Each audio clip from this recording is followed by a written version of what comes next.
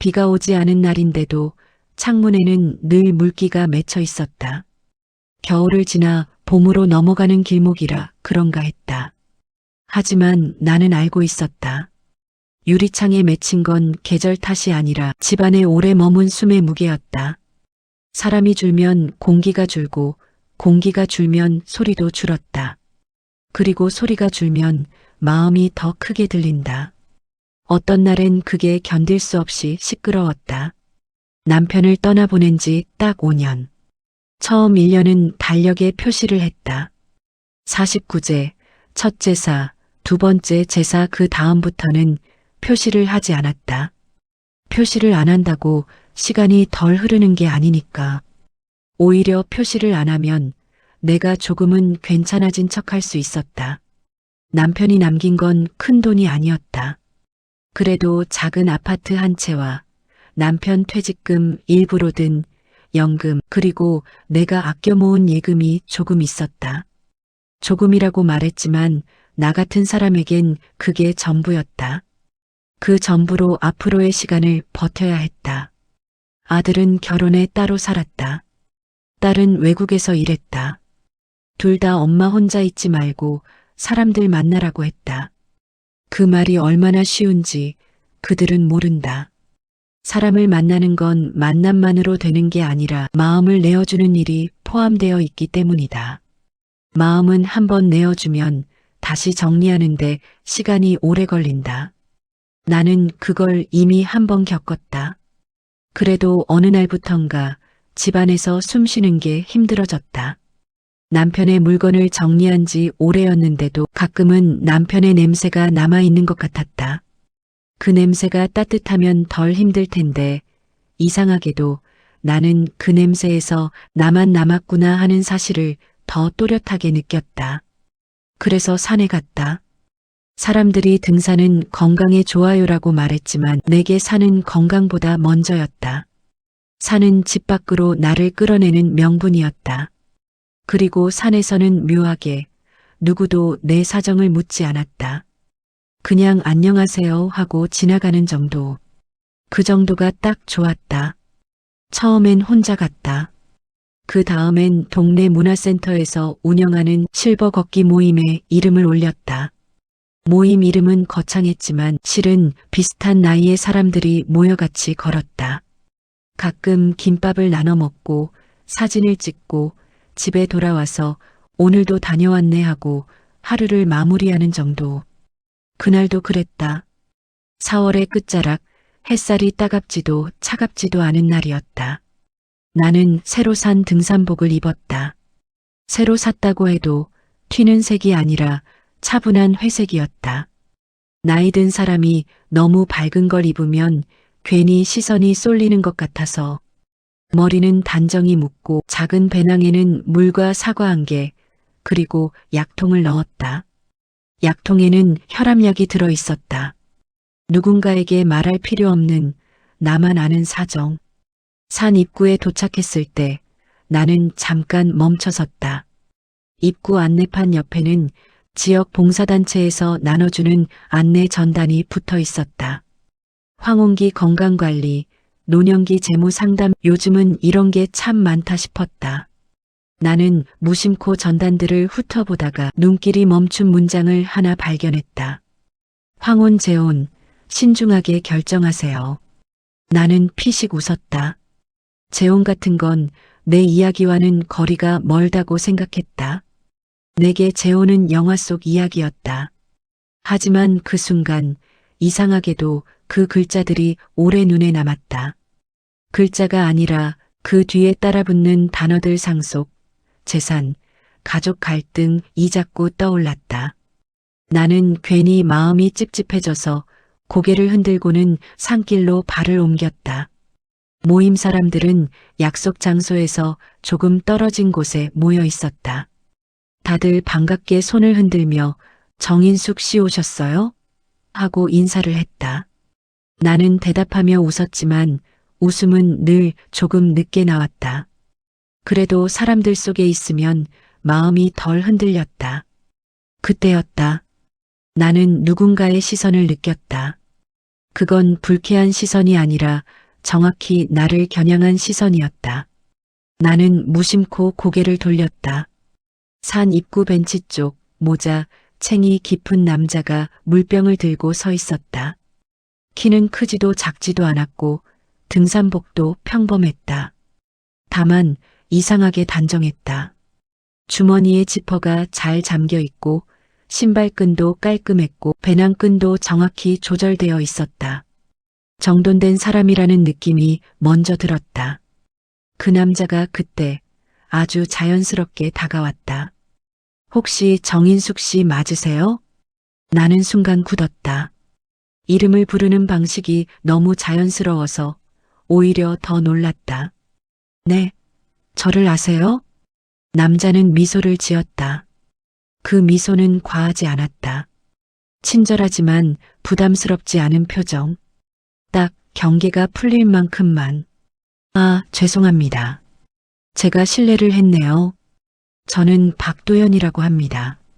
지난번에 여기서 모인 분들 지나가실 때 안내하시는 분이 정인숙 씨라고 부르시는 걸 들었어요. 제가 귀가 좀 밝아서 혹시 오늘도 같은 모임이신가 해서요. 나는 아하고 짧게 숨을 내쉬었다. 그럴 수도 있겠다 싶었다. 사람들은 모임에서 서로 이름을 자주 불렀다. 산길에서 누가 들었을 수도 있다. 그러나 마음 한쪽에서는 아주 작은 돌멩이 하나가 굴러갔다. 지난번에 들었다는 말이 너무 매끄러웠다. 그 매끄러움이 오히려 낯설었다. 나는 괜히 경계하는 스스로가 민망해져서 고개를 끄덕였다. 네, 맞아요. 박도연은 한 발 물러섰다. 가까이 다가오지 않았다. 이게 중요했다. 너무 가까우면 부담인데 그는 그 선을 알고 있는 듯했다. 그럼 오늘도 안전하게 다녀오세요. 요즘 길이 미끄러운 데가 있더라고요. 특히 오른쪽으로 꺾이는 구간, 거기 낙엽이 쌓여서 미끄러워요. 그는 마치 누구에게나 하는 말처럼 말했지만 구간을 특정해서 말하는 방식이 이상하게 신뢰감을 줬다. 경험이 있는 사람 같았다. 나는 아, 그래요? 하며 반사적으로 물었다. 네. 저도 지난주에 그쪽에서 살짝 미끄러질 뻔했습니다. 그래서 오늘은 혹시 필요하시면 스틱을 조금 더 길게 잡으시면 좋아요. 그가 자신의 등산 스틱을 들어 보여주며 손잡이를 짚는 순간 나는 그 손을 보았다. 손이 거칠지 않았다. 산을 오래 탄 사람의 손이라기엔 너무 관리된 손. 하지만 그게 나쁘게 느껴지진 않았다. 오히려 이 사람은 자기 관리를 하는구나 정도로 생각됐다. 모임장이 우리 쪽을 보고 손짓했다. 출발할 시간이었다. 나는 이제 하고 말끝을 흐렸다. 박도연은 재빨리 고개를 끄덕였다. 네. 다녀오세요. 그리고 실례가 아니라면 다음에 혹시 산에서 또 뵈면 인사드려도 될까요? 저는 혼자 다니는 날이 많아서요. 그 말이 이상하게도 부담스럽지 않았다. 인사 정도는 괜찮다. 나도 혼자 다니는 날이 많다. 그렇게 생각하는 순간 그의 말이 내 마음에 아주 얇게 스며들었다. 나는 짧게 웃었다. 네, 그 정도야 뭐. 그는 미소를 넓히지 않았다. 여기서 크게 웃거나 감사합니다 하고 과장했으면 나는 오히려 물러섰을 것이다. 그런데 그는 정확히 그 지점에서 멈췄다. 마치 지금은 여기까지가 적당하다는 걸 계산한 사람처럼. 그럼 조심히 다녀오세요. 정인숙 씨. 또 내 이름을 불렀다. 나는 그게 이상하게도 싫지 않았다. 누군가가 내 이름을 불러주는 일이 이렇게 오래간만이었나 싶었다. 집에서는 엄마로 불렸고 병원에서는 환자분으로 불렸다. 그런데 누군가가 내 이름을 부르는 순간 나는 잠깐 내가 다시 한 사람으로 존재하는 느낌을 받았다. 그날 산길은 평소와 다르지 않았다. 사람들과 웃고 숨을 고르고 사진을 찍었다. 하지만 내 마음 한구석에는 박도연이라는 이름이 자꾸 걸렸다. 혼자 다니는 날이 많다는 말이 남았다. 나는 누군가에게 놔둬요라고 말하지 않았지만 마음은 이미 대답을 하고 있었다. 하산할 때쯤 모임 사람들과 헤어져 주차장으로 가는데 누군가 뒤에서 조용히 불렀다. 정인숙 씨. 나는 돌아봤다. 박도현이었다. 아까와 같은 거리, 같은 표정, 같은 톤. 혹시 이거 하나만 드려도 될까요? 그는 작은 밴드를 내밀었다. 일반적인 밴드였다. 약국에서 파는 흔한 것. 그런데 그 흔한 것이 묘하게 의미가 생겼다. 아까 올라가실 때 손이 조금 붉어 보이셔서요. 스틱 잡으면 손이 까질 수 있거든요. 나는 내 손을 봤다. 정말로 조금 붉었다. 그런데 붉어 보였다는 걸 알아챌 정도로 나를 봤다는 뜻이었다. 그게 부담이 아니라 묘하게 살핌처럼 느껴졌다. 아, 감사합니다. 내가 밴드를 받자 그는 또 한 발 물러났다. 받는 순간 바로 자리를 뜨지 않았다. 대신 아주 자연스럽게 말했다. 혹시 다음 주에도 오시나요? 제가 길을 잘 아는 코스가 하나 있는데 물이 없는 길이라 어르신들도 많이 다니세요. 나는 다음 주요? 하고 되물었다. 내가 그 질문을 했다는 게 나 스스로도 놀라웠다. 나는 재혼 같은 건 관심 없다고 생각하던 사람이 지금 낯선 남자와 다음 주를 이야기하고 있었다. 박도연은 고개를 끄덕였다. 네. 물론 부담되시면 괜찮습니다. 그냥 혹시 필요하시면요. 그 말이 또 적당했다. 부담을 주지 않으면서 선택권을 내게 주는 척하는 말. 나는 지금 그걸 알아차리지 못했다. 아니, 알아차릴 필요가 없었다. 그때의 나는 외로움에 지쳐 있었고 적당한 친절에 마음이 풀릴 만큼 약해져 있었다. 나는 결국 말했다. 다음 주는 아마 올 거예요. 박도연은 그제야 아주 살짝 미소를 지었다. 그럼 혹시 연락처를 여쭤봐도 될까요? 코스 위치나 시간 같은 거 문자로 보내드리면 더 편하실 것 같아서요. 나는 잠깐 망설였다. 연락처를 주는 건 인사보다 한 단계 더 깊었다. 하지만 그는 이유를 너무 그럴듯하게 댔다. 코스, 위치, 시간. 내가 거절하면 내가 유난 떠는 사람이 될 것 같았다. 나는 결국 휴대폰을 꺼냈다. 네, 그러면. 번호를 입력하는 동안 박도연은 내 화면을 보지 않았다. 고개를 조금 돌린 채 기다렸다. 그것도 예의였다. 예의는 경계를 무너뜨리는 가장 좋은 도구다.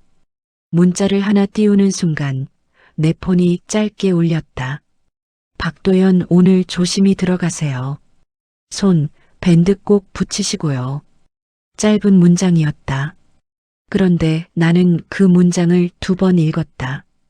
그리고 이상하게 마음이 조금 따뜻해졌다. 아, 세상에 아직 이런 사람이 있구나 하는 생각이 들었다. 나는 집으로 돌아와 밥을 먹고 TV를 틀어놓고 약을 먹었다. 그런데 밤이 되자 문득 오늘 있었던 일을 떠올렸다. 이상하게도 남편 생각이 덜 났다. 그 사실이 죄책감처럼 스쳤다가 곧 사라졌다. 나는 그 죄책감을 붙잡지 않았다. 붙잡으면 다시 원점으로 돌아갈 것 같아서 그날 밤 박도연에게서 문자가 하나 더 왔다. 다음 주 코스 정인숙 씨 체력에 무리 없게 잡아볼게요. 좋은 밤 되세요. 내 체력이라는 단어가 눈에 걸렸다. 그 사람은 내 체력을 어떻게 알지? 하지만 나는 그 의문을 길게 붙들지 않았다. 아마 산에서 내 걸음 속도를 봤겠지 하고 넘겼다. 나는 휴대폰을 내려놓고 불을 껐다. 그리고 오랜만에 잠이 조금 빨리 들었다. 그 시각 산 아래 작은 승용차 안. 박도연은 혼자 앉아 휴대폰을 확인하고 있었다. 그의 휴대폰 화면에는 방금 전 내가 저장해준 이름이 떠 있었다. 정인숙 실버 걷기. 그는 천천히 웃었다. 웃음은 크지 않았다. 마치 오늘 해야 할 일을 계획대로 해냈다는 사람처럼 아주 조용한 웃음이었다. 그는 조수석에 놓인 작은 수첩을 펼쳤다. 거기에는 몇 줄의 글씨가 있었다. 정인숙 62세. 남편 사별 5년. 매주 토요일 오전 등산 모임. 아들 결혼, 딸 해외. 재산 아파트 1 예금연금. 성향 경계심 있으나 외로움 큼. 친절의 약함. 과한 접근 금지. 1단계 완료 인사 이름 각인밴드 제공 연락처 확보. 2단계 신뢰 강화. 건강 안전 명분. 주변인 고립 유도는 천천히. 박도연은 수첩을 덮고 다시 내게 보낸 문자를 한 번 더 확인했다. 그리고 아주 낮게 혼잣말처럼 말했다. 서두르면 안 돼. 이분은 시간을 믿는 분이니까. 그는 시동을 걸었다. 차가 천천히 어둠 속으로 사라졌다. 나는 그 사실을 몰랐다. 내가 오늘 처음 만난 그 사람이 처음부터 우연이 아니었다는 것을. 그리고 다음 주 토요일 그 사람은 내가 가장 약해지는 순간을 정확히 골라 다시 나타날 예정이었다. 사람은 누군가에게 마음을 열 때 그 사람이 얼마나 다정한지를 보지 않는다. 대신 그 사람이 나를 얼마나 걱정하는지를 본다. 특히 나이가 들수록 그렇다. 사랑보다 먼저 필요한 건 설렘이 아니라 안전이기 때문이다. 그 다음 주 토요일 아침 나는 알람이 울리기 전에 눈을 떴다. 전날 밤 괜히 휴대폰을 몇 번이나 확인했다. 박도연에게서 온 마지막 문자를 다시 읽고 또 읽었다. 길 설명, 시간, 그리고 천천히 오셔도 됩니다라는 문장. 그 문장이 이상하게 마음에 걸렸다. 급하지 않게, 서두르지 않게. 마치 내가 어떤 사람인지 이미 잘 알고 있다는 듯한 말투였다. 나는 옷을 고르며 잠시 망설였다. 지난주와 같은 회색 등산복을 입을까? 아니면 조금 밝은 색을 입을까? 이런 고민을 내가 다시 하게 될 줄은 몰랐다. 결국 무난한 색을 골랐다. 튀지 않는 게 좋았다. 튀면 괜히 마음이 들킨 것 같아 싫었다. 집을 나서기 전 나는 약통을 한 번 더 확인했다. 혈압약? 평소엔 대수롭지 않게 챙겼는데 그날은 괜히 더 신경이 쓰였다. 혹시라도 하는 생각이 들었기 때문이다. 누군가와 함께 산을 걷는다는 건 혼자일 때보다 내 몸 상태가 더 의식된다는 뜻이었다. 산 입구에 도착했을 때 박도연은 이미 와 있었다. 그는 벤치에 앉아 있지 않았다. 서 있었다. 그 자세가 묘하게 인상적이었다. 마치 기다리고 있지만 기다리는 티는 내지 않겠다는 사람처럼. 나를 보자마자 손을 흔들지도 않았다. 대신 고개를 끄덕이며 한 걸음 다가왔다. 안녕하세요, 정인숙 씨. 목소리는 낮고 안정적이었다. 나는 괜히 웃으며 대답했다. 일찍 오셨네요. 아, 네.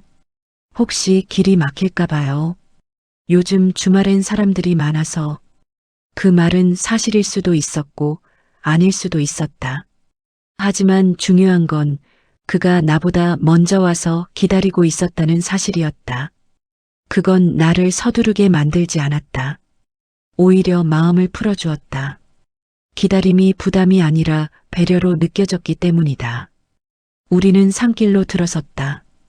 그는 내가 오른쪽으로 걷는 걸 보고 자연스럽게 왼쪽으로 섰다. 이유를 묻지 않아도 알 수 있었다. 산길 바깥쪽이 미끄러울 수 있다는 걸 알고 있는 사람의 위치였다. 그는 앞서지도 뒤처지지도 않았다. 항상 반발장력. 이 거리감이 묘하게 편안했다. 조금 걸었을 때 그가 먼저 말을 꺼냈다. 혹시 무릎은 괜찮으세요? 나는 잠깐 놀랐다. 아, 네. 뭐, 나이 들면 다 그렇죠. 그는 고개를 저었다. 아니요. 다 그렇진 않습니다. 그런데 정인숙 씨는 내려올 때 오른쪽 다리에 체중을 조금 더 싣는 편이세요. 그래서 내려갈 때만 조금 조심하시면 좋아요. 나는 걸음을 멈출 뻔했다. 그 말은 그냥 하는 말이 아니었다. 관찰한 사람만 할 수 있는 말이었다. 아, 그런가요? 네. 지난주에 내려오실 때 한 번 리듬이 살짝 깨졌어요. 그때는 괜찮아 보이셨지만 이런 건 쌓이거든요. 그는 의사처럼 말하지 않았다. 그렇다고 아는 척도 아니었다. 딱 경험 많은 사람의 말투였다. 나는 괜히 설명을 하게 됐다. 예전에 한번 삐끗한 적이 있어서요. 그 순간 그의 눈빛이 바뀌었다. 놀라거나 과장되지 않았다. 대신 기억하려는 표정이었다. 아, 그러셨군요. 그러면 이 코스가 좋아요. 경사는 완만한데 바닥이 고른 편이라서 그는 이미 코스를 정해놓은 듯했다. 아니, 정확히 말하면 나에게 맞는 코스를 준비해 온 것처럼 보였다. 나는 그걸 의심하지 않았다. 오히려 고마웠다. 누군가가 나를 기준으로 무언가를 생각해 준다는 느낌이 너무 오랜만이었기 때문이다. 조금 더 걸었을 때 그는 다시 말을 꺼냈다. 혈압은 괜찮으세요? 이번엔 확실히 놀랐다. 네, 그걸 어떻게 해? 말끝을 흐리자 그는 바로 설명을 덧붙였다. 아, 지난주에 물 드실 때 약통을 꺼내시는 걸 봤어요. 저도 혈압약 먹거든요. 그래서 괜히 눈에 들어오더라고요. 그 말은 너무 자연스러웠다. 나도 그렇다는 말은 사람의 마음을 단번에 낮춘다. 같은 처지라는 착각을 주기 때문이다. 아, 그렇군요. 그래도 잘 관리하시는 것 같아서 다행이에요. 보통은 약 챙기는 것도 귀찮아지거든요. 그는 나를 칭찬했다. 노골적이지 않게, 그러나 분명하게. 잘 관리하신다는 말은 단순한 칭찬이 아니라 당신은 책임감 있는 사람이라는 평가처럼 들렸다. 그 평가가 싫지 않았다. 우리는 쉼터에 도착해 잠시 앉았다. 그는 내가 먼저 앉도록 기다렸다. 그리고 나서야 맞은편 벤치에 앉았다. 너무 가까이 앉지 않았다. 여전히 적당한 거리. 그가 보온병을 꺼냈다. 지난번에 차 좋아하신다고 하셔서요. 대추차인데 괜찮으시면 조금 드실래요? 나는 그런 말을 한 기억이 없었다. 차 좋아한다고 말한 적이 있었나? 곰곰이 생각해보니 첫 만남에서 내가 커피는 잘 안 마셔요라고 말했던 기억이 떠올랐다. 그 말을 그는 차를 좋아한다로 기억한 것이다. 그 해석이 너무 세심해서 나는 의심보다 감탄이 먼저 들었다. 아, 감사합니다. 나는 종이컵을 받아들었다. 따뜻했다. 손뿐만 아니라 마음까지. 그는 내가 마시는 속도를 봤다. 급하지 않게 천천히. 그리고 마시고 나서 컵을 내려놓는 순간을 기다렸다. 어지럽진 않으세요? 그 질문이 이상하게도 자연스러웠다. 괜찮으세요? 가 아니라 어지럽진 않으세요? 라는 구체적인 질문. 이건 건강을 실제로 신경 쓰는 사람의 말이었다. 괜찮아요. 다행입니다. 혹시라도 조금이라도 이상하면 바로 말씀하세요. 혼자일 땐 참게 되는데 그게 제일 위험하거든요. 그 말에 내 마음 어딘가가 살짝 무너졌다. 혼자일 땐 참게 된다. 그는 그걸 알고 있었다. 아니, 정확히는 그걸 알고 있는 사람처럼 말했다. 산을 내려오는 길, 그는 내 옆에서 조금 더 천천히 걸었다. 내려올 땐 제가 안쪽으로 설게요. 그 말도 설명 없이 자연스러웠다. 그날 산행은 길지 않았다. 하지만 이상하게도 집에 돌아와서도 그의 말들이 계속 떠올랐다. 혈압, 무릎, 참게 된다. 그는 나를 아는 것 같았다. 아니, 나를 이해하는 것 같았다. 집에 도착하자마자 문자가 왔다. 박도연, 오늘은 무리 안 하셔서 다행이에요. 내려오실 때 걸음도 훨씬 안정적이셨어요. 나는 그 문자를 보고 한참을 가만히 앉아 있었다. 안정적이었다는 말이 마음에 남았다. 누군가 내 상태를 그렇게 말해준 적이 있었던가. 그날 저녁 아들과 통화를 했다. 아들은 늘 하던 말을 했다. 엄마 건강 잘 챙기고 무리하지 말고. 나는 대답했다. 응, 걱정 마. 요즘은 같이 산에 다니는 분이 있어서. 아들은 별 생각 없이 그래. 다행이다라고 말했다. 그 말이 끝난 뒤 나는 잠시 생각했다. 언제부터 나는 누군가를 이렇게 자연스럽게 이야기하게 됐지? 그날 밤 박도연에게서 다시 문자가 왔다. 박도연 다음엔 병원 다녀오시는 날 피해서 코스 잡을게요. 토요일 오전은 괜찮으신 것 같아서요. 나는 그 문장을 보고 가슴이 철렁 내려앉았다. 병원 이야기를 내가 한 적이 있었나? 곧이어 두 번째 문자가 왔다. 박도연 지난번에 말씀 중에 스치듯 나와서요. 제가 괜히 기억하고 있었네요. 불편하셨다면 죄송합니다. 사과가 너무 빨랐다. 그리고 너무 정확했다. 불편해질 틈을 주지 않는 사과. 나는 결국 이렇게 답했다. 아니에요. 괜찮아요. 그 답장을 보내는 순간 나는 이미 한 가지를 놓치고 있었다. 그는 내가 기억하지 못하는 말들까지 기억하고 있었고 나는 그걸 다정함이라고 착각하고 있었다는 사실을. 그 시각 박도연은 다시 차 안에 있었다. 이번엔 수첩을 꺼내지 않았다. 대신 휴대폰 메모장을 열었다. 2단계 진행 중. 건강 키워드 반응 좋음. 혼자일 땐 참는다 문장의 정서적 반응 확인. 아들과의 거리 있음. 생활 패턴 파악 시작 가능. 그는 메모를 저장하고 잠시 창밖을 봤다. 그리고 아주 낮게 말했다. 이제 생활 안으로 들어갈 차례네. 그는 웃지 않았다. 웃을 필요가 없었기 때문이다. 이미 나는 그를 믿어도 되는 사람 목록에 올려두고 있었다. 그리고 나는 아직 몰랐다. 다음 단계에서는 그가 건강이 아니라 도움이라는 이름으로 내 삶의 더 깊은 곳까지 들어오게 될 거라는 것을. 사람이 누군가의 삶 안으로 들어오는 데는 두 가지 방법이 있다.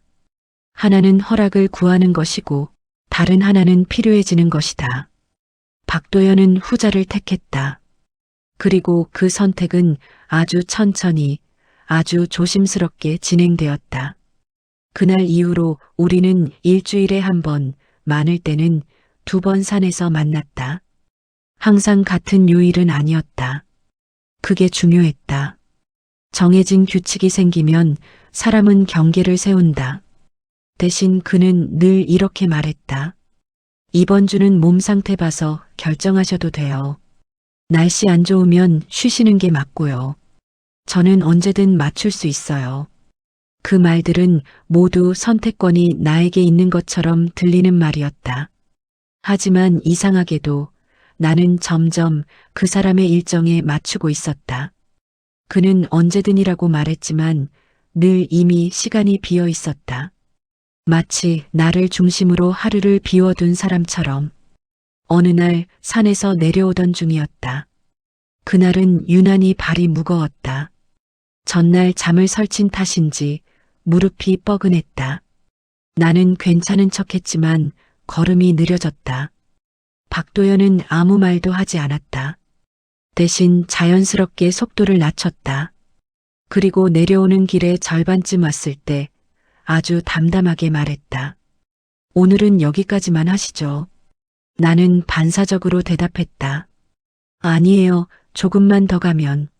아니요. 그는 단호했지만 목소리는 부드러웠다. 그 단호함이 이상하게도 안심이 됐다. 누군가가 나 대신 판단해주는 느낌. 오랜만이었다. 오늘은 충분히 하셨어요. 내려오다 무릎 더 무리 가면 집에 가서 더 힘드실 거예요.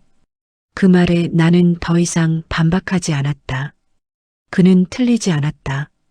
그리고 그 순간 나는 내 몸 상태에 대한 판단을 그에게 조금 넘겨주고 있었다. 우리는 근처 카페로 갔다. 산 아래에 있는 등산객들이 자주 들르는 작은 카페였다. 그는 메뉴판을 보며 말했다. 따뜻한 게 좋으시죠? 나는 고개를 끄덕였다. 그는 내 대답을 기다리지 않고 주문했다. 대추차 하나, 생강차 하나. 카페인 없는 걸로요. 그 말이 너무 자연스러워서 내가 직접 말하지 않아도 괜찮았다. 자리에 앉자 그는 내 무릎을 힐끗 보았다. 괜찮으세요? 네, 조금 뻐근한 정도예요. 그는 고개를 끄덕이며 말했다. 집에 가셔서 찜질하시면 좋아요. 혹시 집에 찜질팩 있으세요? 나는 잠시 망설였다. 있긴 한데 잘 안 써요. 귀찮아서. 그는 웃지 않았다. 대신 아주 짧게 숨을 내쉬었다. 그 숨이 걱정처럼 들렸다. 그럼 제가 하나 가져다 드릴까요? 나는 놀라서 그를 봤다. 아니요, 그런 건 괜찮아요. 괜찮긴요. 저도 집에 여분이 있어요. 혼자 쓰기엔 많아서요. 그 말이 너무 자연스러워서 거절할 이유를 찾기 어려웠다. 여분, 혼자 쓰기엔 많다. 이건 나를 위한 호의라기보다 그에게 부담이 되지 않는 행동처럼 포장된 말이었다. 그래도 집까지 오시는 건, 아니에요. 오늘 어차피 이 근처 볼 일이 있어서요. 그리고 집 위치만 알려주시면 문 앞에 두고 가도 되고요. 그는 한 발짝 더 물러났다. 집에 들어가지 않겠다는 말을 먼저 꺼냈다. 이건 계산이었다. 거절의 마지막 이유를 먼저 없애는 계산. 나는 결국 고개를 끄덕였다. 그럼 그렇게만 하세요. 그날 저녁 나는 집에서 찜질팩을 받았다. 정확히 말하면 찜질팩 하나와 함께 작은 봉투를. 봉투 안에는 무릎 보호대가 있었다. 약국에서 파는 평범한 제품. 문자가 왔다. 박도연 보호대는 제가 써보고 괜찮아서 하나 더 산 거예요. 부담 가지지 마세요. 오늘은 쉬시는 게 좋겠습니다. 부담 가지지 마세요. 그 말이 붙어 있는 선물은 거의 거절할 수 없다. 나는 감사합니다라는 답장을 보내고 나서 한참을 생각했다. 이게 과한 친절인가 아니면 정말 그냥 도움인가. 며칠 뒤 아파트 관리실에서 전화가 왔다. 수도 점검 안내였다. 평일 오전. 나는 잠시 고민하다가 박도연에게 메시지를 보냈다. 혹시 이런 거 잘 아세요? 나는 도움을 요청했다. 그 사실이 나 스스로도 놀라웠다. 그는 거의 바로 답장을 했다. 네. 제가 전에 아파트 관리 일도 잠깐 했어요. 시간 맞으면 같이 있어 드릴까요? 혼자 계시면 불편하실 수도 있어서요.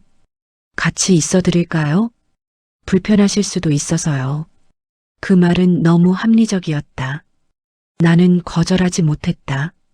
점검날 그는 정확한 시간에 왔다. 정각보다 5분 먼저. 벨을 누르기 전 문자를 보냈다. 박도연 지금 도착했는데 준비되시면 말씀 주세요. 이 사소한 예의가 내 경계를 또 한 번 낮췄다. 문을 열었을 때 그는 안으로 들어오지 않았다. 문 앞에 서서 말했다. 괜찮으시면 들어가도 될까요? 허락을 구하는 척하는 질문. 하지만 이미 나는 문을 열어두고 있었다. 네, 들어오세요. 그가 집 안으로 들어온 순간 나는 알지 못했다. 그게 첫발이라는 걸. 그는 집 안을 둘러보지 않았다. 적어도 겉으로는. 신발을 가지런히 벗고 손을 씻고 거실 한쪽에 서 있었다. 마치 손님의 위치를 정확히 아는 사람처럼. 수도 점검은 금방 끝났다. 관리 직원이 나가고 나서도 그는 바로 나가려 했다. 이제 다 끝났네요. 저는 이만. 그때였다. 내가 말했다. 차 한잔하고 가실래요? 그 말이 내 입에서 나왔다는 게 믿기지 않았다. 그는 잠시 멈췄다가 아주 조심스럽게 말했다. 괜찮을까요? 제가 괜히 오래 있으면. 아니에요. 잠깐 정도는. 그는 그제야 고개를 끄덕였다. 그럼 잠깐만요. 우리는 거실에 앉았다. 그는 소파 끝에 앉았다. 몸을 깊이 기대지 않았다. 나는 부엌에서 차를 준비하며 이상한 기분이 들었다. 이 집에 남편 말고 다른 남자가 앉아 있는 광경. 불편하지는 않았지만 낯설었다. 그는 집에 대해 묻지 않았다. 대신 이렇게 말했다.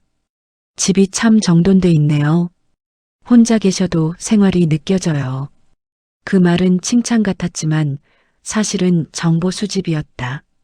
정돈돼 있다는 말은 내가 스스로 생활을 관리하고 있다는 뜻. 그는 그걸 확인하고 있었다. 차를 마시며 그는 아주 자연스럽게 말을 이어갔다. 아드님은 자주 연락하세요? 나는 잠시 멈칫했다. 자주는 아니요. 바쁘니까요. 그래도 잘 되신 거죠. 자식들이 각자 자리 잡은 게 제일 큰 효도더라고요. 그 말은 공감이었다. 하지만 그 공감은 자식과의 거리감을 정당화하는 말이기도 했다. 그날 이후 그는 점점 더 도움이 필요한 순간에만 나타났다. 무거운 물건 옮길 때, 병원 예약 헷갈릴 때, 휴대폰 설정 바뀌었을 때, 그는 늘 말했다. 이런 건 혼자 하실 필요 없어요. 그 말이 반복될수록 나는 점점 혼자 할 수 있는 일도 혼자 하지 않게 되었다. 어느 날 그는 말했다. 정인숙 씨, 혹시 요즘 통장 정리 잘하고 계세요? 나는 고개를 들었다. 네. 갑자기 왜요? 아니요. 요즘 보이스피싱도 많고 혼자 계시면 괜히 걱정돼서요. 그 말은 아직 선을 넘지 않았다. 하지만 분명히 선을 향해 다가오고 있었다. 그날 밤 나는 혼자 앉아 생각했다. 이 사람이 없으면 나는 다시 예전처럼 혼자가 될까봐. 그 생각이 조금 무서웠다. 그 시각 박도연은 집에 돌아와 메모장을 열었다.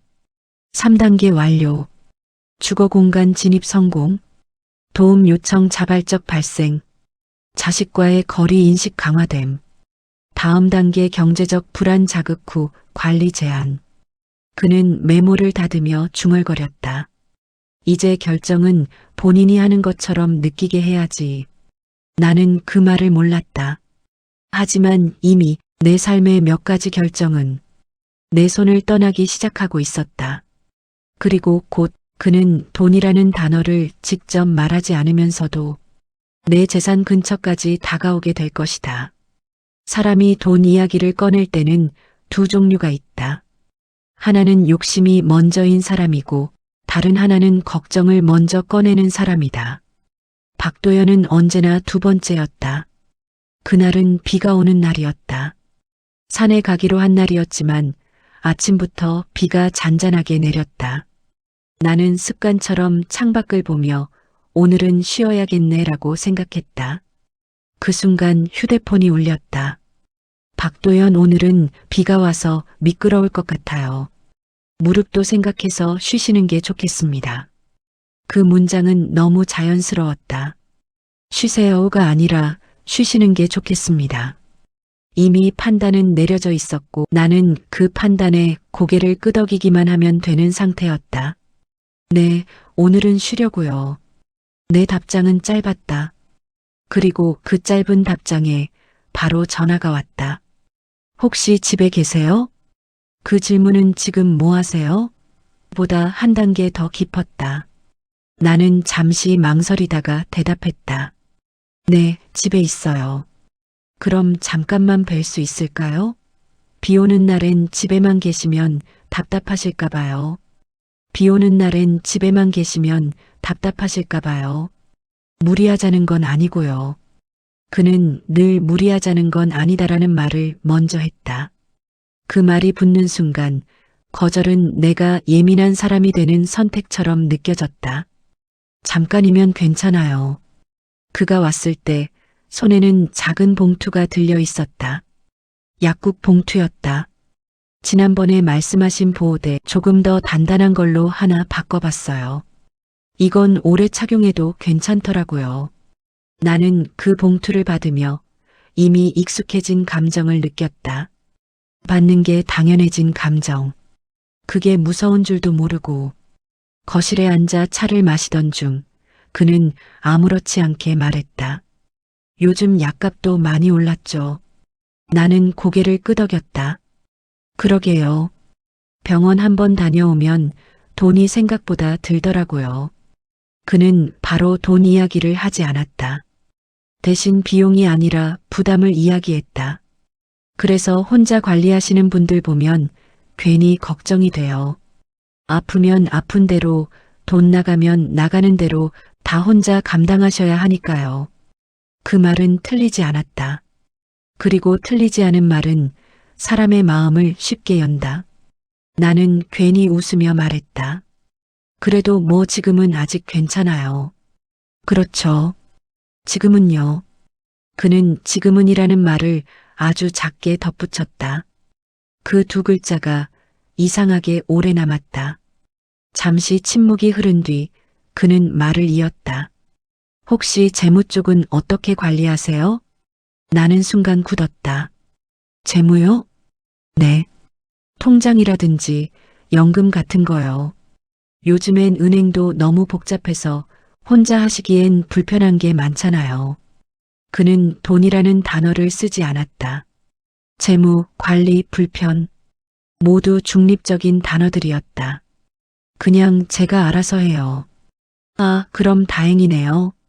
그는 더 묻지 않았다. 여기서 더 물었으면 나는 경계했을 것이다. 하지만 그는 멈췄다.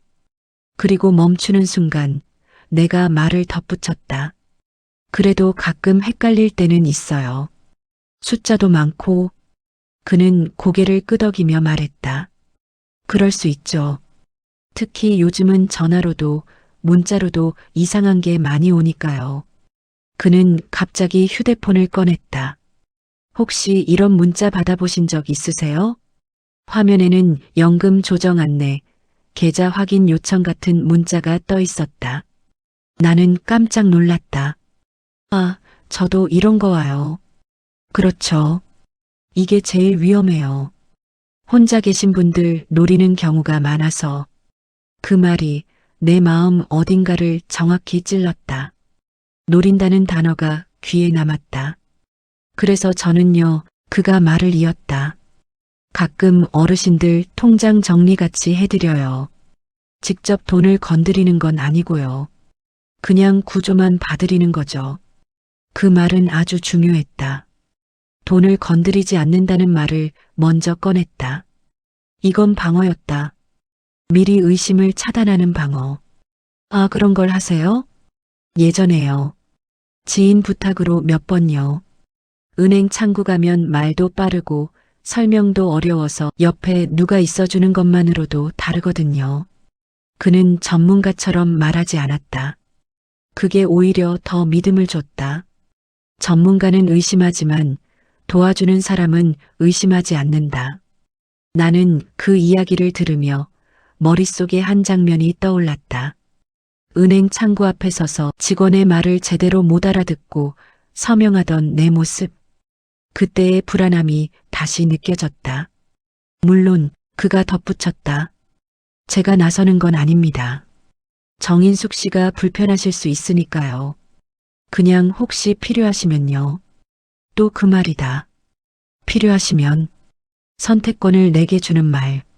하지만 이미 나는 필요할 수도 있다고 느끼고 있었다. 그날 밤 그는 집에 돌아간 뒤 문자를 하나 보냈다. 박도연, 아까 말씀드린 건 잊으셔도 됩니다. 괜히 걱정만 드린 것 같아서요. 저는 그냥 정인숙 씨가 혼자 모든 걸 짊어지지 않으셨으면 해서요. 그 문장을 읽고 나는 휴대폰을 내려놓았다. 그리고 한참을 가만히 앉아 있었다. 혼자 모든 걸 짊어지지 않아도 된다. 그 말이 위로처럼 들렸다. 며칠 뒤 은행에서 우편이 하나 왔다. 연금 관련 안내였다. 글씨가 작고 설명이 길었다. 나는 그 편지를 들고 한참을 서 있었다. 그리고 그에게 사진을 찍어 보냈다. 이거 무슨 말인지 잘 모르겠어요. 그 답장은 1분도 안 돼서 왔다.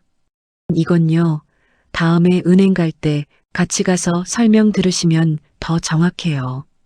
혼자 가시면 헷갈리실 수 있어요. 같이 가서 그 말이 자연스럽게 들어왔다. 너무 자연스러워서 내가 언제부터 이런 제안을 받아들일 준비가 되어 있었는지조차 떠올릴 수 없었다. 나는 결국 답했다. 그럼 다음 주쯤? 그 순간 그는 이미 내 돈의 문턱에 서 있었다. 그리고 나는 아직 깨닫지 못했다. 그가 원하는 건 내 돈이 아니라 내 돈에 대한 판단권이라는 것을. 그날 밤 박도연은 메모를 남겼다. 4단계 진입, 경제 불안 자극 성공, 관리 개념 자연스럽게 수용됨, 다음 단계 대신 판단해주는 역할 확립. 그는 메모를 닫고 아주 낮게 말했다. 이제부터는 내가 옆에 없으면 불안해지게 만들면 된다. 그리고 바로 그 다음 단계에서 나는 처음으로 내 돈에 대해 내가 아닌 다른 사람의 의견을 진지하게 듣게 될 것이다. 사람은 어느 순간부터 결정을 하지 않게 되면 결정을 하지 않는 삶에 익숙해진다.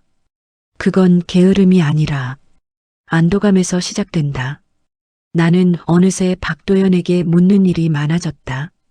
아니, 묻는다기보다는 확인받는 쪽에 가까웠다. 이거 이렇게 해도 될까요? 이 정도면 괜찮겠죠? 제가 너무 예민한 건 아니죠? 그는 늘 같은 방식으로 대답했다. 아니요. 그 정도면 충분히 잘하고 계세요. 그건 정인숙 씨가 맞아요. 그렇게 생각하시는 게 정상입니다. 그 말들은 내 선택을 존중하는 것처럼 들렸다. 하지만 사실은 내 선택을 검증해주는 말이었다. 그리고 검증을 반복하다 보면 사람은 점점 스스로를 믿지 않게 된다. 은행에 같이 간 날은 흐린 오후였다. 평소 같으면 혼자 다녀왔을 일을 나는 자연스럽게 그와 약속을 잡았다. 제가 옆에 있으면 직원도 설명을 조금 더 천천히 해주더라고요. 그 말은 사실이었다. 그리고 사실이라는 건 늘 강력하다. 창구 앞에서 직원이 연금 이야기를 길게 했다. 나는 중간중간 고개를 끄덕였지만 솔직히 반도 이해하지 못했다. 그때마다 박도연이 아주 조용히 덧붙였다. 지금 말씀하시는 건 매달 받는 금액은 조금 줄어들지만 안정성은 높아지는 구조라는 말씀이죠? 직원이 고개를 끄덕였다. 네, 맞습니다. 그 순간 나는 안심했다. 내가 이해하지 못해도 누군가는 이해하고 있다는 사실 때문에. 은행을 나오며 나는 말했다. 혼자 왔으면 그냥 고개만 끄덕이고 나왔을 것 같아요. 그는 웃지 않았다. 대신 이렇게 말했다. 그래서 옆에 사람이 필요한 거죠. 그 말은 위로였고 동시에 선언이었다. 그날 이후 나는 그를 같이 가는 사람이 아니라 같이 결정하는 사람으로 여기기 시작했다. 어느 날 저녁 집에 혼자 앉아 있는데 괜히 불안해졌다. 통장 잔액이 줄어든 것도 아니고 큰 지출이 생긴 것도 아니었다. 그냥 막연한 불안이었다. 나는 그에게 전화를 걸었다. 도연 씨, 저 요즘 괜히 걱정이 많아요. 그는 잠시 침묵했다가 말했다. 혹시 혼자 계셔서 더 그러신 건 아닐까요? 그 말에 가슴이 덜컥 내려앉았다. 그럴지도 모르겠어요. 그럼요. 혼자 있으면 별일 아닌 것도 크게 느껴져요. 그래서 저는 중요한 건 혼자 판단하지 말라고 말씀드리고 싶어요. 그럼 어떻게 해야 할까요? 그 질문이 내 입에서 나왔다는 게 나중에서야 무서워졌다. 그는 아주 조용히 말했다. 앞으로는요, 정인숙 씨가 큰 결정을 하셔야 할 때는 저한테 한 번만 말씀해 주세요. 그 말은 지시도 아니고 강요도 아니었다. 제안이었다. 하지만 그 제안은 이미 내 마음 깊숙이 들어와 있었다. 제가 대신 결정해 드린다는 게 아니라 같이 생각해 드리겠다는 거예요. 그 말이 얼마나 위험한 말인지 나는 그때 몰랐다. 며칠 뒤 나는 집 안에서 넘어질 뻔했다. 크게 다치진 않았지만 순간 겁이 났다. 그에게 전화했다. 도연 씨, 저 조금 아찔했어요. 그는 바로 달려왔다. 너무 빨리 와서 오히려 놀랄 정도였다. 그래서 제가 늘 말씀드렸잖아요. 집안도 혼자 계시면 위험하다고. 그는 집안을 둘러보며 말했다. 이러고 미끄러울 수 있어요. 여기 손잡이 하나만 있어도 훨씬 나을 텐데. 그 말들은 모두 맞았다. 그리고 맞는 말이 반복되면 사람은 반박하지 않는다. 이런 건 제가 알아서 해야겠죠? 내가 그렇게 말하자 그는 고개를 저었다. 아니요. 이런 건 혼자 하시면 더 위험해요. 제가 아는 분이 이런 쪽으로 잘 아시는데 한번 봐달라고 할까요? 아는 분. 이제는 그의 인간관계까지 내 삶 안으로 들어오기 시작했다. 그날 밤 나는 이상한 안도감을 느꼈다. 이제는 무슨 일이 생겨도 혼자가 아니라는 생각. 그 생각이 얼마나 달콤한지 시니어들은 잘 안다. 하지만 동시에 마음 한구석에서 아주 작은 소리가 들렸다. 너무 편하지 않니? 나는 그 소리를 애써 무시했다. 왜냐하면 그를 의심하는 순간 나는 다시 완전히 혼자가 될 것 같았기 때문이다. 그 시각 박도연은 메모를 남겼다. 5단계 안정화, 결정 의존도 증가, 생활금융안전 전반 신뢰 확보, 다음 단계 권한 위임 유도. 그는 펜을 내려놓으며 말했다. 이제부터는 스스로 결정하는 게 오히려 불안해지겠지. 그리고 바로 그 다음 단계에서 나는 처음으로 내 이름으로 된 무언가를 그의 손에 맡기는 선택을 하게 될 것이다. 그 선택이 얼마나 큰 의미를 가지는지도 모른 채 사람은 무언가를 맡길 때 그게 책임인지 권한인지를 정확히 구분하지 않는다.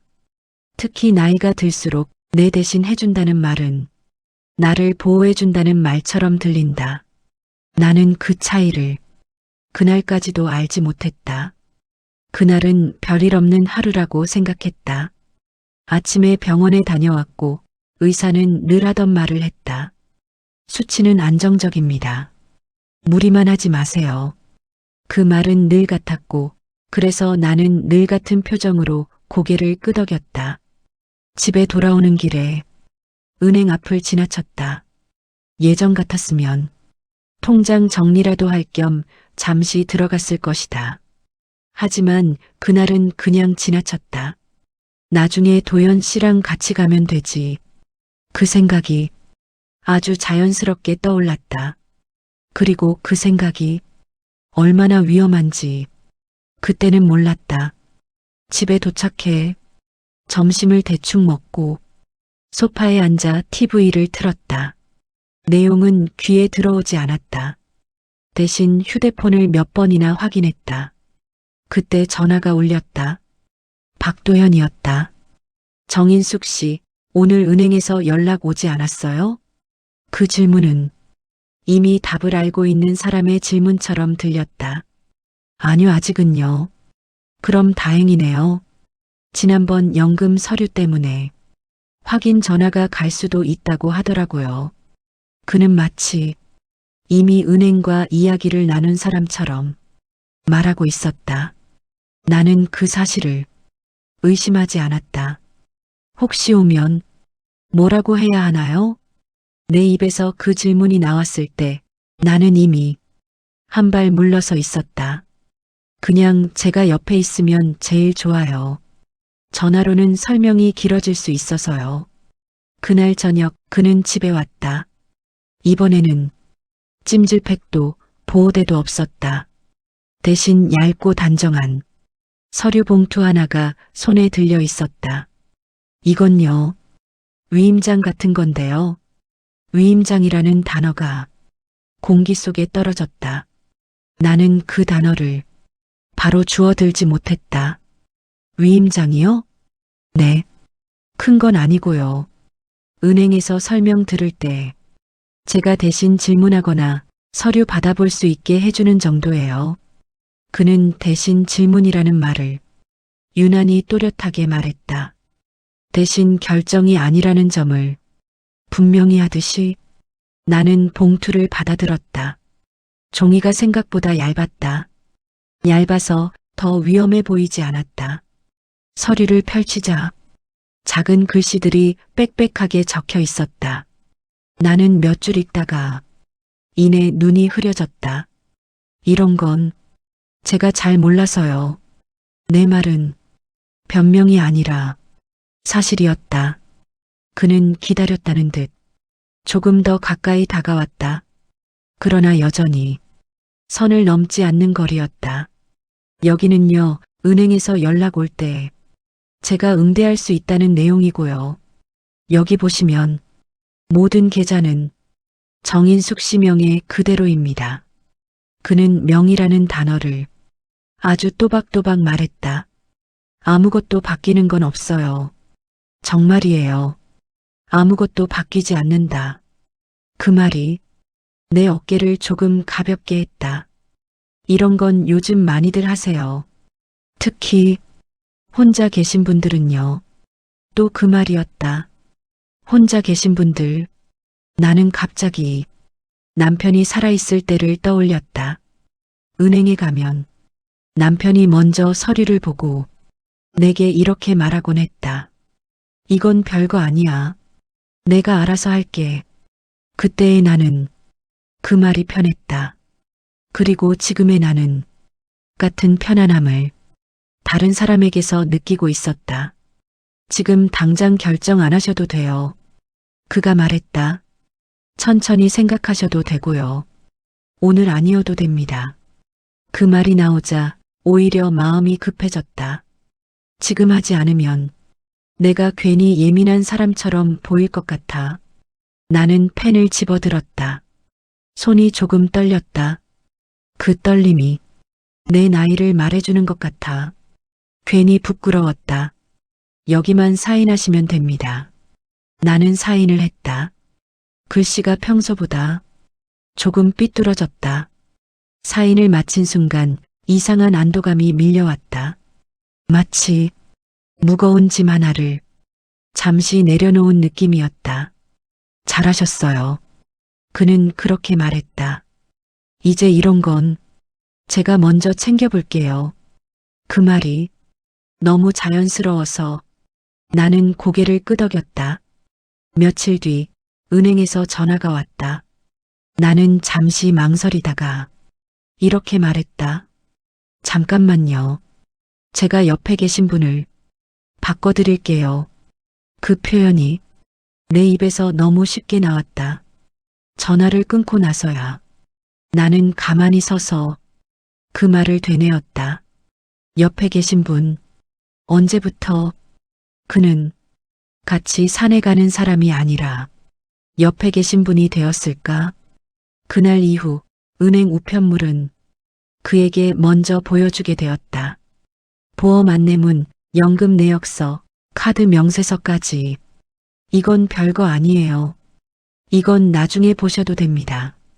이건 제가 정리해 둘게요. 그 말들이 반복될수록 나는 점점 서류를 직접 읽지 않게 되었다. 어느 날 밤 잠이 오지 않아 서랍을 열었다. 그 안에는 각종 서류들이 파일에 정리되어 있었다. 색깔별로, 날짜별로. 정리한 사람은 내가 아니었다. 나는 바닥에 앉아 서류를 하나씩 넘겼다. 내 이름이 적힌 종이들, 내 돈과 관련된 숫자들. 그런데 이상하게도 기억나는 게 없었다. 이건 언제 받은 거였지? 이건 왜 있는 거지? 그 질문들이 연달아 떠올랐다. 그때 처음으로 가슴이 서늘해졌다. 이 서류들 나는 얼마나 알고 있지? 그 질문에 선뜻 대답할 수 없었다. 그 시각 박도연은 차 안에서 메모를 남기고 있었다.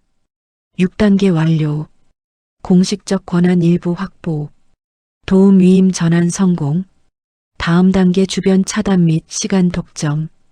그는 메모를 닫으며 아주 낮게 말했다. 이제부터는 본인이 아니라 내가 먼저 움직이면 된다. 나는 그 말을 몰랐다. 하지만 분명히 느끼고 있었다. 이제 내 삶에서는 어떤 일들이 내가 알기 전에 이미 정리되고 있다는 것을, 그리고 곧 누군가가 그 사실을 조심스럽게 내게 말해줄 것이다. 나는 그 말을 듣고 싶지 않으면서도 듣게 될 것이다. 사람은 이상함을 느끼면서도 바로 인정하지 않는다. 특히 나이가 들수록 그렇다. 내가 사람을 잘못 봤다는 사실을 인정하는 건 그동안 쌓아온 시간과 마음을 한 번에 부정하는 일이니까. 나는 박도연을 믿었다. 믿고 싶었다. 그 사람이 내 삶에 들어온 뒤로 내 하루는 덜 흔들렸고 내 밤은 조금 덜 길어졌다. 그래서 나는 서랍 속에 정리된 서류들을 보면서도 처음에는 정리 잘해줬네라고 생각했다. 정리된 서류는 안정처럼 보였다. 혼란이 사라진 자리에 남는 건 늘 안도감이니까. 하지만 그날 밤 서류를 한 장씩 넘기며 내가 모르는 단어를 만나는 순간 안도감이 아주 얇은 종이처럼 찢어졌다. 대리, 위임, 동의, 변경. 나는 그 단어들을 읽고도 이해하지 못했다. 그런데 이상한 건 이해하지 못하는데도 괜찮다는 느낌이 먼저 올라왔다는 사실이었다. 도연 씨가 알아서 했겠지. 그 생각이 올라오는 순간 나는 스스로에게 놀랐다. 왜냐하면 그건 내 인생에서 가장 위험한 문장이었기 때문이다. 그날 이후로 나는 자주 서랍을 열었다. 열고 닫고 다시 열었다. 마치 내가 확인하고 싶은 게 서류인지 내 마음인지 모르겠다는 듯이. 그러던 어느 날 아들이 갑자기 집에 온다고 했다. 엄마, 이번 주에 근처 갈 일이 있어서 잠깐 들를게. 원래라면 반가웠을 것이다. 그런데 그날은 마음이 먼저 불편해졌다. 집이 어수선하진 않나 같은 걱정이 아니라 도연 씨 이야기를 어떻게 해야 하지 같은 걱정이었다. 누군가에게 설명해야 한다는 느낌이 이미 내 마음 안에 자리 잡고 있었다. 아들이 왔을 때 나는 평소처럼 밥을 차렸다. 아들은 젓가락질을 하며 이런저런 이야기를 했다. 회사, 아이, 바쁜 일정. 나는 고개를 끄덕이며 듣다가 문득 아들에게 물었다. 너 엄마가 요즘 누구랑 산에 다니는 거 알고 있지? 아들은 별 생각 없이 고개를 끄덕였다. 응, 엄마 혼자 다니는 것보다 낫지. 안전하기도 하고. 그 말에 내 안에 작은 불안이 더 커졌다. 아들은 안전을 말했지만 나는 의존을 떠올렸다. 나는 조심스럽게 말했다. 그분이 요즘 이것저것 도와줘. 아들은 그제야 나를 봤다. 뭘 도와줘? 그냥 은행도 같이 가주고 서류도 좀 봐주고. 내가 헷갈리니까. 아들의 젓가락이 잠깐 멈췄다. 그 정적이 길지 않았지만 나는 그 정적을 크게 느꼈다. 은행? 서류? 아들은 목소리를 낮췄다. 괜히 놀라지 않으려는 사람의 목소리. 엄마, 그런 건 나한테 말하지 그랬어. 나는 아하고 숨이 막혔다. 내가 왜 아들에게 말하지 않았는지 설명할 수가 없었다. 바쁘니까, 멀리 사니까, 괜히 걱정시킬까봐. 그 모든 이유는 사실이면서도 핵심은 아니었다. 핵심은 따로 있었다. 나는 이미 도연을 선택했고 그 선택이 흔들리는 게 두려웠다. 아들은 조심스럽게 물었다. 그분 이름이 뭐라고 했지? 박도연. 어디 사는 분이야? 나는 멈칫했다. 아파트 동만 알고 호수는 모른다는 사실이 그제야 부끄럽게 느껴졌다. 근처라고 했어. 직업은? 예전에 관리 일도 했다고 지금은 뭐 퇴직했겠지. 아들의 표정이 아주 미세하게 굳었다. 그 굳음이 나를 불편하게 했다. 나는 괜히 말을 덧붙였다. 그 사람 나쁜 사람 아니야. 나한테 엄청 잘해. 아들은 한숨을 쉬지 않았다. 대신 아주 조용히 말했다. 엄마, 잘해주는 사람이 나쁜 사람일 수도 있어. 그 말이 내 귀를 때렸다. 하지만 나는 바로 받아들이지 못했다. 받아들이면 내가 무너질 것 같아서. 너 너무 오해하는 거 아니야? 아들은 내 말을 끊지 않았다. 그게 더 무서웠다. 싸우지 않겠다는 태도, 설득하려는 태도, 오해일 수도 있어. 그래서 확인만 하자는 거야. 확인. 그 단어는 칼처럼 날카롭지 않았다. 하지만 내 마음을 아주 천천히 베었다. 아들이 돌아가고 난 뒤 집은 다시 조용해졌다. 그런데 그 조용함이 이전과 달랐다. 이전의 조용함은 평온에 가까웠다면 그날의 조용함은 숨겨진 소리까지 들릴 것 같은 조용함이었다. 나는 그날 밤 박도연에게 문자를 보내지 않았다. 문자를 보내지 않으니 불안이 올라왔다. 왜 이렇게 불안하지? 그 질문이 내 머릿속에서 돌았다. 그리고 그때 깨달았다. 나는 지금 그가 있어야 편해지는 상태가 되어 있었다. 다음 날 등산 모임에서 만나는 김미경 언니가 있었다. 말이 빠르고 눈치가 빠른 사람. 남편과 사별한 이야기를 할 때도 울지 않고 살아야지 뭐라고 말하는 사람. 우리는 산 아래에서 커피를 마셨다. 나는 조심스럽게, 정말 조심스럽게 말을 꺼냈다. 언니나 요즘 같이 다니는 사람 있잖아. 응? 그 박도연 씨? 나는 놀라서 언니를 봤다. 언니도 알아? 미경 언니는 별것 아니라는 듯 말했다. 얼굴은 몇 번 봤지.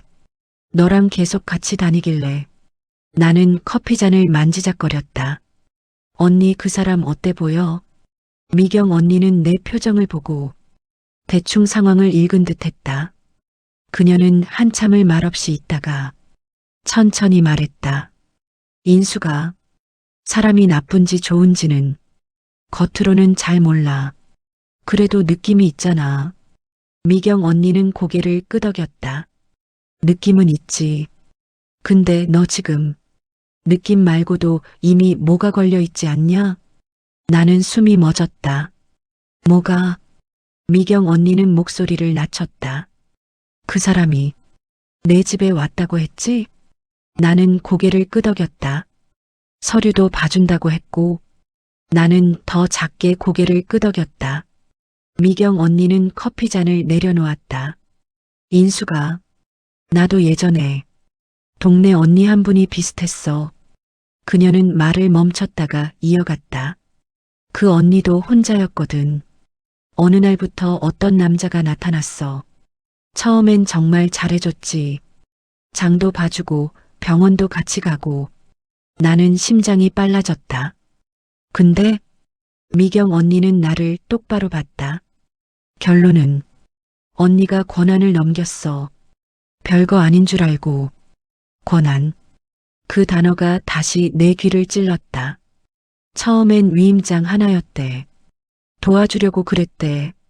근데 그 다음부터는 계좌 비밀번호 바꾸라고 하고 카드도 본인이 관리한다고 하고 마지막엔 가족이랑 연락도 끊게 만들었어. 나는 아니하고 숨을 삼켰다. 그 이야기가 너무 선명해서 마치 내 앞에서 벌어질 일처럼 느껴졌다. 언니는 어떻게 됐어? 미경 언니는 한숨 대신 고개를 저었다. 그 언니가 정신 차렸을 땐 이미 많이 빠져나갔어. 그리고 제일 무서운 건 그 언니가 그 남자를 미워하는 게 아니라 내가 바보였나만 생각했다는 거야. 그 말이 나를 완전히 얼어붙게 했다. 나는 지금 그 똑같은 생각을 하고 있었기 때문이다. 그날 집에 돌아오는 길 박도연에게서 전화가 왔다. 정인숙 씨, 오늘은 산에 안 오셔서 걱정했어요. 걱정? 늘 그 말이었다. 나는 일부러 차분하게 말했다. 아, 오늘은 일이 좀 있어서요.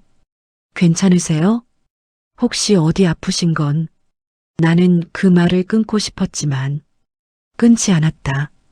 대신 다른 질문을 던졌다. 도연 씨, 지난번에 그 서류 있잖아요. 네. 그게 정확히 어떤 건지 나도 좀 알고 싶어서요. 전화기 너머에서 아주 잠깐 정적이 흘렀다. 정말 짧은 정적. 하지만 나는 그 정적을 놓치지 않았다. 그가 곧바로 말했다. 아, 그거요? 정말 별거 아닙니다. 제가 옆에서 질문하고 서류를 받아올 수 있는 정도예요. 근데 왜 내가 모르는 단어가 이렇게 많아요? 나는 최대한 부드럽게 말했다. 부드럽게 말하지 않으면 내가 나쁜 사람이 될 것 같아서. 그는 웃으며 말했다. 서류는 원래 그래요. 어렵게 써놓거든요. 정인숙 씨가 다 이해하실 필요 없어요. 그 문장 다 이해하실 필요 없어요. 그건 배려처럼 들리지만 사실은 이해하지 말라는 말과 비슷했다. 나는 그때 처음으로 가슴이 서늘해졌다. 그래도 내 이름으로 된 건데 내가 알아야죠. 내 목소리가 처음으로 단단해졌다. 그는 바로 부드럽게 바꿨다. 맞아요. 맞습니다. 제가 말이 그랬네요. 그러면 제가 내일 가서 정확히 설명드릴게요. 괜히 불안하게 해드렸다면 죄송해요. 사과가 너무 빠르고 너무 매끈했다. 그리고 그 매끈함이 이제는 위로가 아니라 기술처럼 느껴졌다. 전화를 끊고 나는 다시 서랍을 열었다. 서류들을 꺼내 식탁 위에 펼쳤다. 그때 서류 사이에서 작은 메모 하나가 떨어졌다. 내 글씨가 아니었다. 짧은 문장, 연금 변경 확인, 보험 통화, 카드 한도 조정. 나는 손끝이 차가워졌다. 카드 한도 조정? 그건 질문해주는 사람이 할 일이 아니었다. 그건 결정의 영역이었다. 그날 밤 나는 잠을 거의 자지 못했다. 머릿속에서 두 개의 목소리가 싸웠다. 아니야, 오해야. 근데 왜 메모가 내 글씨가 아니지? 도연 씨는 날 위해서야. 근데 왜 카드 한도까지? 나 혼자면 불안해. 근데 지금은 더 불안해. 새벽에 나는 해외에 사는 딸에게 메시지를 보냈다. 서윤아, 엄마 요즘 좀 복잡해. 시간 되면 통화할 수 있을까? 딸은 시차 때문에 늦게 답이 왔다. 엄마 무슨 일이야? 지금 당장 통화할까? 그 짧은 문장에 눈물이 올라올 뻔했다. 나는 참았다. 울면 다시 내가 약해서 그런 거야라는 생각으로 도망칠 것 같아서. 그 대신 나는 식탁 위 서류들을 정리하며 한 가지를 결심했다. 내가 직접 확인한다. 누구한테 맡기지 않고 내 이름으로 된 건 내가 직접 확인한다. 다음 날 아침 나는 은행으로 가기 위해 외투를 입었다. 그 순간 초인종이 울렸다. 문 밖에는 박도연이 서 있었다. 손에는 또 다른 서류 봉투가 들려 있었다. 정인숙 씨, 어제 불안해하시는 것 같아서요. 제가 먼저 와서 설명드리려고. 그는 늘 내가 움직이기 전에 먼저 움직였다. 그리고 바로 그 순간 나는 깨달았다. 그가 하는 건 도움이 아니라 선점이라는 걸 내가 확인하기 전에 그가 먼저 해버리면 나는 다시 그렇구나 하고 따라가게 된다. 나는 문고리를 잡은 손에 힘을 줬다. 목소리를 최대한 떨리지 않게 만들었다. 도연 씨, 오늘은 제가 혼자 은행에 다녀올게요. 그의 표정이 아주 잠깐 굳었다. 정말 짧게. 그러나 분명히. 그리고 곧바로 그는 미소를 지었다. 그럼요. 당연하죠. 제가 괜히 앞서갔네요. 그 미소가 처음으로 낯설게 느껴졌다. 다녀오세요. 근데 혹시 직원 말이 빠르면 어려우실 수 있으니까 제가 주차장까지는 같이. 그는 다시 발을 한 걸음 들이려 했다. 나는 숨을 들이마셨다. 괜찮아요. 정말 괜찮아요. 짧은 침묵. 그는 다시 미소를 지었다. 알겠습니다. 그럼 필요하시면 연락 주세요. 그가 돌아서는 순간 나는 등줄기에 땀이 맺혔다. 그리고 이상하게도 나는 그 순간 처음으로 확신했다. 이 사람은 내가 필요하길 바란다. 필요하지 않게 되는 순간 그는 다른 얼굴을 보여줄지도 모른다. 나는 은행으로 향했다. 식탁 위 서류 중 카드 한도 조정 메모가 들어있던 종이를 가방에 넣었다. 은행 문을 여는 순간 나는 알았다. 오늘 내가 듣게 될 말은 내가 원하든 원하지 않든 내 인생을 바꿀 것이라는 걸. 그리고 그 말은 내가 생각한 것보다 훨씬 더 차갑고 훨씬 더 구체적일 것이다. 은행 문을 나섰을 때 나는 한동안 그 자리에 서 있었다. 햇빛은 밝았고 사람들은 바쁘게 오갔다. 세상은 아무 일도 없다는 듯 흘러가고 있었지만 내 안에서는 많은 것이 조용히 무너지고 또 조용히 다시 세워지고 있었다. 직원이 내게 했던 말은 길지 않았다. 오히려 짧아서 더 선명했다. 고객님 명의 계좌에 대해 최근 몇 가지 변경 요청이 있었습니다. 그 말 뒤에 이어진 설명은 내가 이해하기에 충분히 느리고 충분히 정확했다.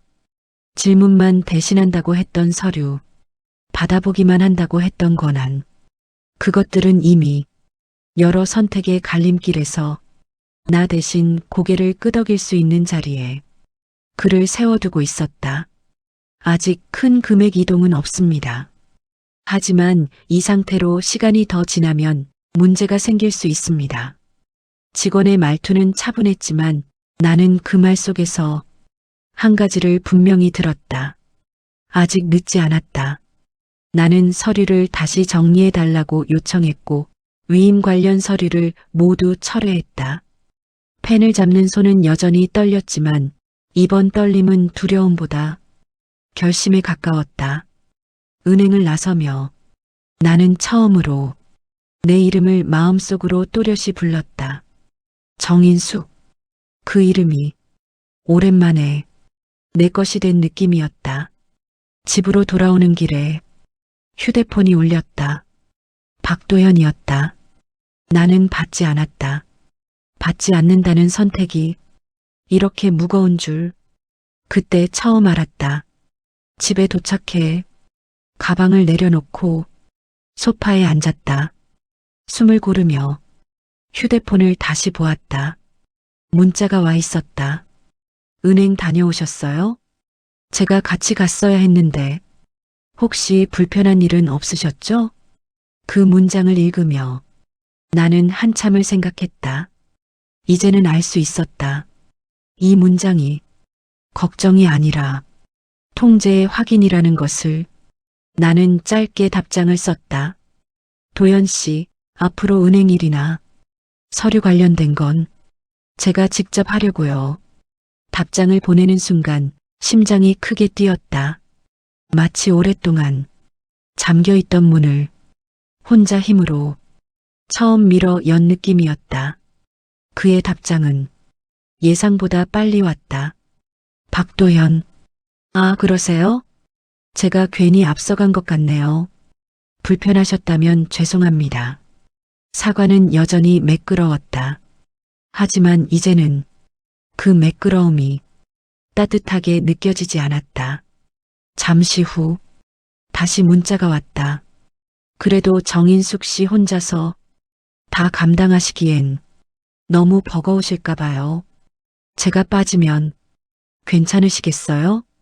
그 문장을 읽는 순간 나는 깨달았다. 그는 내가 강해지는 걸 걱정하는 게 아니라 내가 혼자가 되는 걸 두려워하게 만들고 있었다. 나는 깊게 숨을 들이마셨다. 그리고 이번엔 조금 더 긴 답장을 썼다. 도연 씨, 저 혼자여도 괜찮아요. 혼자인 게 불안했던 적은 있지만 그건 제 몫이었고 제가 감당해야 할 시간이었어요. 그 시간을 누군가에게 맡기고 싶진 않아요. 보내고 나서 손이 조금 떨렸다. 하지만 이번엔 후회하지 않았다. 그의 답장은 그날 오지 않았다. 다음 날도 그 다음 날도 그 공백이 처음에는 허전했다. 아침에 눈을 뜨면 오늘은 무슨 연락이 올까?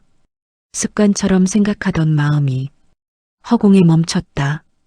하지만 며칠이 지나자 그 공백 안에서 다른 소리가 들리기 시작했다.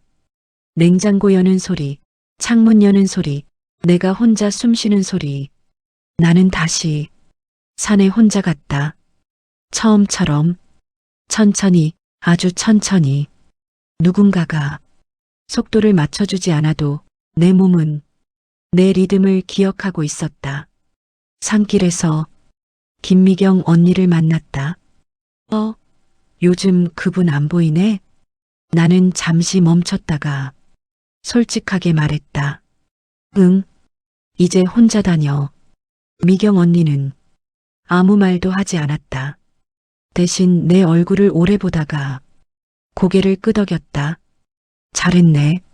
그 한마디가 그 어떤 위로보다 단단했다. 그날 저녁 아들과 통화를 했다. 엄마, 요즘은 어때? 나는 잠시 생각하다가 이렇게 말했다. 조금 무섭고 조금 후련해. 아들은 웃으며 말했다. 그럼 잘하고 있는 거야. 며칠 뒤 딸과 영상 통화를 했다. 딸은 내 얼굴을 보더니 말했다. 엄마, 얼굴이 좀 달라졌어. 어떻게? 예전엔 누가 옆에 없으면 불안해 보였는데 지금은 그냥 엄마 같아. 그 말에 눈물이 날 뻔했지만 나는 웃었다. 그날 밤 나는 서랍을 열어 서류를 다시 정리했다. 이번엔 내 손으로 모르는 건 메모해 두었다가 직접 물어보기로 했다. 느리더라도 확실하게. 나는 완벽해지지 않았다. 여전히 외롭고 여전히 두려운 날도 있다. 하지만 이제는 안다. 외로움은 나를 약하게 만드는 게 아니라 내 선택을 더 신중하게 만드는 감정이라는 걸. 박도연은 다시 연락하지 않았다. 어쩌면 다른 누군가에게 또 다른 도움을 건네고 있을지도 모른다. 그건 이제 내 몫이 아니다. 산에서 내려오는 길, 나는 잠시 멈춰서서 주변을 둘러봤다. 사람들은 각자의 속도로 걷고 있었다. 누구도 누군가를 앞서 끌지 않았고 누구도 누군가를 대신 걷지 않았다. 그 모습이 이상하게도 아름다워 보였다. 나는 다시 걸었다. 혼자였지만 혼자가 아니었다. 내 삶의 주인이 다시 내가 되었기 때문이다. 그리고 이 이야기를 누군가에게 들려줄 수 있다면 나는 이렇게 말하고 싶다. 도움은 받아도 됩니다. 하지만 선택은 절대 맡기지 마세요. 그 말이 누군가의 마음에 조용히 닿기를 바라며 나는 오늘도 내 이름으로 하루를 살아간다.